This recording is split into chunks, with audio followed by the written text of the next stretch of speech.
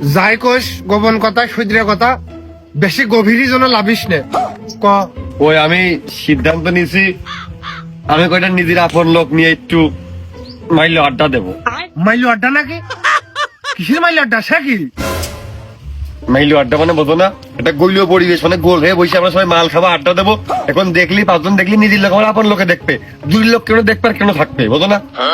ও ভাইতে এই কথা আগে বুঝে কবি না, আমি মনে করলাম কি না কি গোপন কথা কবি। ওই শোন, ওই আপন লোক নিয়ে যেহেতু কাজটা করবি, তোর আব্বা কিন্তু তোর খুব ঘনিষ্ঠ লোক, তারা কিন্তু কাছেটা নিয়ে নিস, তার ওই আড্ডায় বসাস। তা সে গেলি হয়, সে গেলি তুমি যাইতে পারো, তোমার বড় হয় না? নিয়ে সিনেমিনি খেলতিলি আপন লোক পর লোক নিয়ে, এর মধ্যে তুই আবার আমার টানলি কা? ও চাচা, তুমি সহজে বলো কিন্তু বুঝে বুঝতে চাও না, তুমি না গেলে হয় নাকি? ঠিক আছে, আব্বানে একটা বিপদে বললাম, চাচা আমার আপন প্রাণটা তুমি বাঁচাবা, বোঝনি? আব্বানে তোমার অজুহাতে বেঁচে গেলাম ওই জায়গায়, তুমি না গেলে কি মেলে হয়? না ভাইস্তে, তোর কথাটা খুব আগ্রহ দেখলাম, খুব গুরুত্ব দিয়ে তুই কথাগুলো করছিস, আমি খুব খুশি হলাম।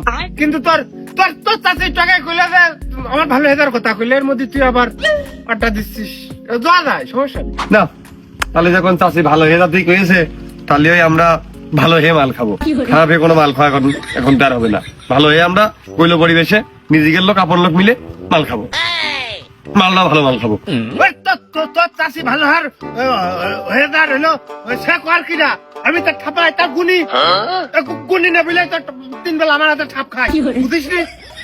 আরে এই শালা, তোর সেজন্য আমি না দেখি না তো তোদের তাহলে খানিকাকে লুঙ্গি মুঙ্গি হাতে করে দড়ি মারছিল কিডা?